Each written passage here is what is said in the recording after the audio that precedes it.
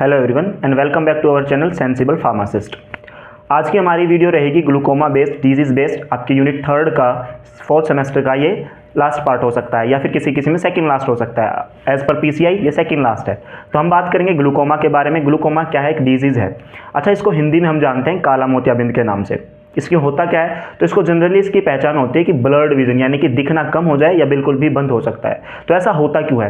ये होता है जब हमारे लेंस और हमारी उसके कॉर्निया के बीच में क्या हो जाए, जब एक्वस ह्यूमर की डिपोजिशन ज़्यादा हो जाए। अब एक्वस ह्यूमर क्या है? एक फ्लूइड है। अगर फ्लूइड आपके कॉर्निया और आपके लेंस के बीच में डिपॉजिट हो जाए तो तब होता है आपका ग्लूकोमा यानी कि काला मोतियाबिंद। इसमें होता क्या है? आपको दिखना बंद हो जाता है या फिर ब्लर्ड दिखता है। जनरली इसका एक तो रीज़न हो गया ये, क्योंकि बीच में क्या आ गया आपका एक्वस ह्यूमर आ गया, इसलिए आपका जो है रेस्ट्रिक्ट हो गया विजन। दूसरा इसके पीछे रीज़न होता है इसमें आपकी नर्व डैमेज होती है। और कौन सी नर्व डैमेज होती है? जो विजन के लिए इंपॉर्टेंट है, यानी कि ऑप्टिक नर्व आपकी डैमेज होती है। अब ऑप्टिक नर्व करते क्या है? ऑप्टिक नर्व आपके आई के पीछे से निकलते हैं और आपके ब्रेन तक कनेक्ट करती है। आपने इमेज यानी कि जो भी चीज़ देखा वो देखा तो आपने आंखों से, लेकिन उसे प्रोसेस कौन करता है? आपका ब्रेन उसे प्रोसेस करता है। और इसके बीच में जो कनेक्टिव लिंक होता है वो होता है आपका ऑप्टिक नर्व। तो अगर आपकी ऑप्टिक नर्व डैमेज होती है तो भी आपको दिखने में प्रॉब्लम हो सकती है।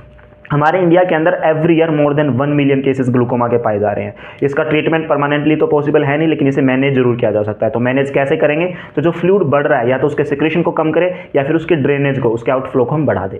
आइए इसके बारे में जानता है कि क्या है ग्लूकोमा और कैसे कैसे इसको मैनेज किया जा सकता है। स्टार्ट करते हैं ग्लूकोमा से।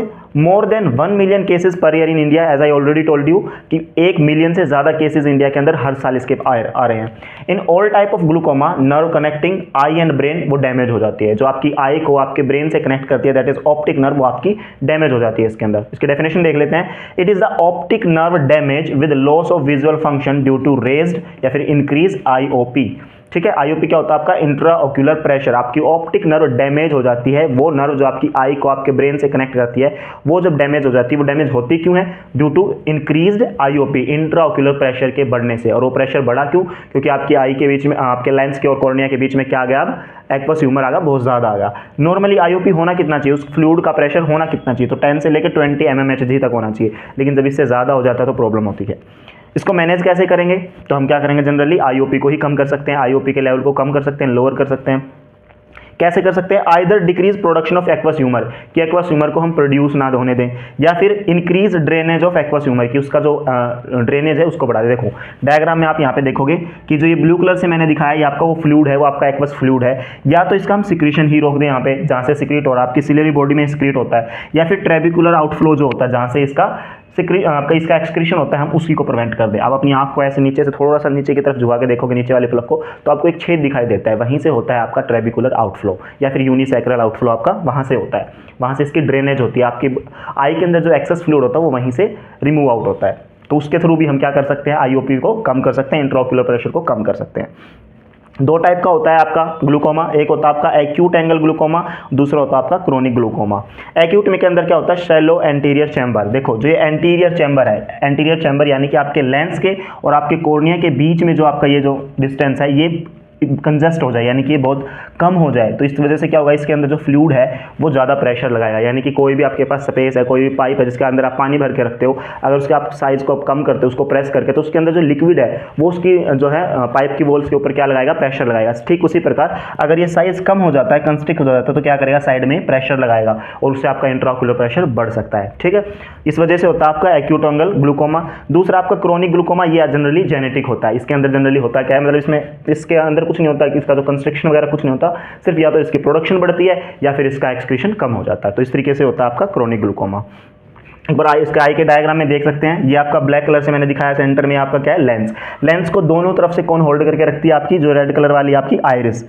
ठीक है, आपने पढ़ा होगा, ये 8th क्लास से आप आई का डायग्राम पढ़ते आ रहे हो। तो लेंस को ऊपर से भी और नीचे से भी कौन पकड़ के रखता है? आइरिस पकड़ के रखता है। आइरिस के जस्ट नीचे सिलियरी बॉडी होती है, या फिर यूं कहो कि सिलियरी बॉडी का ही एक्सटेंडेड पार्ट आपका आइरिस कहलाता है। जो ये फिंगर लाइक आपको प्रोजेक्शंस दिखते हैं ना, ये आइरिस है, और जिसका पोस्टीरियर एंड है सिलियरी बॉडी कहलाता है। क्योंकि एंटीरियर तो आइरिस है ना, और पोस्टीरियर जो पार्ट है, इसका जो रेड कलर आपने देख रहे हो, ये आपका सिलियरी बॉडी है। यहीं से होता है आपका एक्वस ह्यूमर का प्रोडक्शन। ये सिलियरी बॉडी जो है, इसका जो पोस्टीरियर पार्ट है, वही कराता है आपका एक्वस ह्यूमर का प्रोडक्शन। ठीक है, ये ब्लू कलर से मैंने एक्वस ह्यूमर को दिखाया एक्वस चैम्बर के अंदर, ये यहाँ से होते हुए ट्रेबिकुलर आउटफ्लो के अंदर एंटर कर जाता है, यानी कि इसका आउटफ्लो हो जाता है यहाँ से, कॉर्निया के यहाँ पे एक छेद प्रेजेंट होता है, वहाँ से निकल जाता है। ठीक है, जनरली ऐसा ही होता है, लेकिन या तो आउटफ्लो कम हो जाए या फिर उसका प्रोडक्शन ज़्यादा हो जाए, तब आईओपी बढ़ता है हमारा, और तब क्या कॉज होता है, ग्लूकोमा यानी कि काला मोतियाबिंद। आओ अब इसके ट्रीटमेंट के बारे में बात करते हैं। ट्रीटमेंट तो इसका पॉसिबल नहीं है, इसकी मैनेजमेंट के बारे में बात करते हैं, कौन कौन सी ड्रग और किस किस से मैनेज किया जा सकता है। तो सबसे पहले आते हैं ऑस्मोटिक एजेंट। ऑस्मोटिक एजेंट और कार्बोनिक एनहाइड्रेज इनहिबिटर, इनको आप थायराइड्स में भी पढ़ते हो। थायराइड्स का मेन काम, सॉरी, इनको आप डायबिटिक्स में पढ़ते हो। ठीक है, osmotic agent and carbonic anhydrase inhibitor, इनको आप कहाँ पढ़ते हो, इनको आप डायबिटिक में पढ़ते हो। डायबिटिक का काम होता है आपकी बॉडी से एक्सेस ऑफ वाटर और सोडियम को बाहर निकालना, तो वो कहलाता है आपका डायबिटिक। ठीक है, जिसके अंदर भी हमें तो फ्लूइड को ही बाहर निकालना वैसे देखा जाए तो ऑस्मोटिक एजेंट के एग्जाम्पल है आपका मैनिटोल, ग्लिसरॉल और अल्कोहल, ये सब ऐड कर सकते हो आप। तो मैनिटोल और ग्लिसरॉल मेनली यूज किया जाता है, तो ये क्या करता है, ड्रॉ फ्लूइड इनटू सर्कुलेशन, आपकी आंख से फ्लूइड को लेगा और ये आपके बॉडी के सर्कुलेशन में डाल देगा, फिर यूरिनेशन के थ्रू आपकी बॉडी से निकल जाएगा। तो इसे आपकी बॉडी से जो ये आपका एक्वस ह्यूमर था, इसका जो प्रेशर बढ़ रहा था वो आपका कम हो जाएगा। सेकंड एग्जांपल है कार्बोनिक एनहाइड्रेज इनहिबिटर, ये भी आपका डायबिटिक का ही एक एग्जांपल है। इसके जो ड्रग्स हैं एसिटाजोलामाइड और डोरजोलामाइड, ये क्या करती हैं, डिक्रीज एक्वस ह्यूमर फॉर्मेशन। ये कहाँ पे काम करती हैं, सिलियरी बॉडी से ही अपना क्या करती हैं, ये एक्वस ह्यूमर की फॉर्मेशन को प्रिवेंट कर सकती हैं। तीसरा आपका आता है बीटा ब्लॉकर। बीटा ब्लॉकर के एग्जांपल टिमोलॉल, बिटॉक्सोलॉल, ये आपने अच्छे से पढ़े हैं। बीटा ब्लॉकर में हमने पढ़ा है आपको first generation, second generation, third generation, तो इसके एग्जांपल आपको आई होप याद ही होंगे। ये भी कैसे काम करता है, ये भी आपके डिक्रीज ह्यूमर फॉर्मेशन, यहाँ पे सिलियरी बॉडी से क्या करता है, इसकी फॉर्मेशन को ही रोक देता है या उसको कम कर देता है। उसके बाद आता है मायोटिक्स। अब ये तो आपने डिटेल में पढ़ा हुआ है जब हमने पढ़ा था सिंपैथेटिक और पैरासिम्पैथेटिक नर्वस सिस्टम कि मायोटिक्स क्या होते हैं और मिड्रिएटिक्स क्या होते हैं ना, तो उनके जो एग्जांपल्स हैं उनको भी हम यूज कर सकते हैं in the management of glaucoma. तो मायोटिक्स क्या, जैसे एग्जांपल दिया पिलोकार्पिन, ये क्या करेगा, ड्रेनेज को बढ़ा देगा, इसके आउटफ्लो को बढ़ा देगा। ये क्या है, आपका ड्रेनेज हो रहा है यहाँ से, ठीक है, उस फ्लूइड का ड्रेनेज हो रहा है और आपकी बॉडी से एक्सक्रीट आउट हो रहा है। नेक्स्ट कैटेगरी आपकी अल्फा एगोनिस्ट की। अल्फा एगोनिस्ट में एग्जांपल है हमारा डीपीवेफ्रिन। डीपीवेफ्रिन क्या करता है, ये एक प्रोड्रग है। तो सबसे पहले आपको बताना चाहिए प्रोड्रग कौन से होते हैं। तो प्रोड्रग उन ड्रग्स को बोला जाता है जो लेने से पहले, यानी कि आपकी बॉडी में कंज्यूम करने से पहले वो इनएक्टिव स्टेट में होती है, जैसे ही आपकी बॉडी में एंटर करती है वो एक्टिव फॉर्म में आ जाती हैं।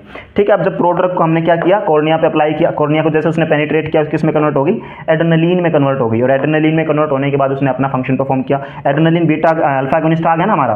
तो एड्रेनलिन दो तरीके से काम करता है, एक तो होता है आपका अल्फा मीडिएटेड, दूसरा होगा आपका बीटा मीडिएटेड। अल्फा मीडिएटेड जब ये एक्शन शो करेगा, ये क्या करेगा, डिक्रीज एक्वस सिक्रेशन, यानी कि इसका जो एक्वस फॉर्मेशन है वहां पे काम करेगा, उसे रोक देगा और रिड्यूस आईओपी, इंट्राओक्युलर प्रेशर को कम कर देगा। दूसरा, अगर ये बीटा मीडिएटेड इफेक्ट शो करता है, अगर adrenaline beta mediated effect show करता है तो क्या करेगा, इंक्रीज आउटफ्लो, इसके ड्रेनेज को ही बढ़ा देगा। तो ड्रेनेज बढ़े चाहे एक्वस फॉर्मेशन कम हो, दोनों ही कर क्या रहे हैं, आपके इंट्राओक्युलर प्रेशर को कम करें। तो इस तरीके से हमारा इंट्राओक्युलर प्रेशर कम होगा। ठीक है, तो ये सारे थे ड्रग्स फॉर ट्रीटमेंट, या फिर यूं कहो drugs for the management of glaucoma. I hope ये आपको समझ में आया होगा। फिर भी मैं एक बार आपको ओवरव्यू दे देता हूँ ग्लूकोमा के बारे में। हम पढ़ रहे थे ग्लूकोमा, जिसे हिंदी में कहा जाता है काला मोतियाबिंद। इंडिया के अंदर, अकेले इंडिया के अंदर एक साल के अंदर 1 मिलियन से ज़्यादा केसेस आते हैं इसके, पर ईयर मोर देन 1 मिलियन केसेस अराइज हो रहे हैं हमारे ग्लूकोमा के इंडिया के अंदर। इसके अंदर होता क्या है, इसका सिम्टम क्या है, यानी कि सिर्फ ब्लड विजन या फिर बिल्कुल ही दिखना बंद हो जाता है आपको। होता क्या है इसके अंदर, आपका जो लेंस होता है, लेंस और कॉर्निया के बीच में, लेंस और कॉर्निया के बीच में जो फ्लूइड होता है that is called aqueous humour, उसका प्रोडक्शन बढ़ जाता है, या फिर यूं कहो उसका जो ड्रेनेज है, उसका जो एक्सक्रीशन होना था वो कम हो जाता है, जिस वजह से क्या होगा, वो फ्लूइड आपके कॉर्निया पे, आपके लेंस के ऊपर प्रेशर डेवलप करेगा, जिसे हम कहते हैं इंट्राओक्युलर प्रेशर। वो प्रेशर बढ़ जाएगा। जनरली होता कितना है, 10 से 20 mmHg होता है। जो वो इससे ज़्यादा एक्सेड आउट कर जाए तो उसे हम कहेंगे इंट्राओक्युलर प्रेशर हमारा बढ़ गया है। अच्छा, इसका एक रीज़न तो ये होगा ब्लड विजन होने का, क्योंकि बीच में क्या आ गया, आपका फ्लूइड आ गया।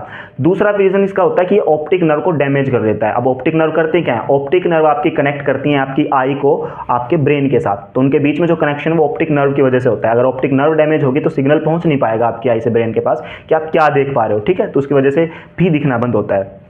तो ये सब हमारा ग्लूकोमा के बारे में। इसका मैनेजमेंट ही हो सकता है, ट्रीटमेंट नहीं हो सकता। और मैनेज हम कैसे करेंगे, या तो उसके प्रोडक्शन, किसके प्रोडक्शन, एक्वस ह्यूमर के प्रोडक्शन को कम कर दें, या फिर उसके ड्रेनेज को यानी कि एक्सक्रीशन को बढ़ा दें। ठीक है, ये था हमारा ग्लूकोमा के बारे में। आई होप आपको समझ आया होगा। नहीं समझ में आ रहा है तो प्लीज़ आप कमेंट बॉक्स में ज़रूर हमसे पूछिए कहाँ प्रॉब्लम आ रही है, किस चीज़ को हम चेंज कर सकते हैं। अगर आपको समझ आता है तो अपने फ्रेंड्स के साथ, अपने क्लासमेट्स के साथ, आपका जो ग्रुप बने होंगे, व्हाट्सअप ग्रुप बने होंगे, वहाँ पर ज़रूर शेयर करें।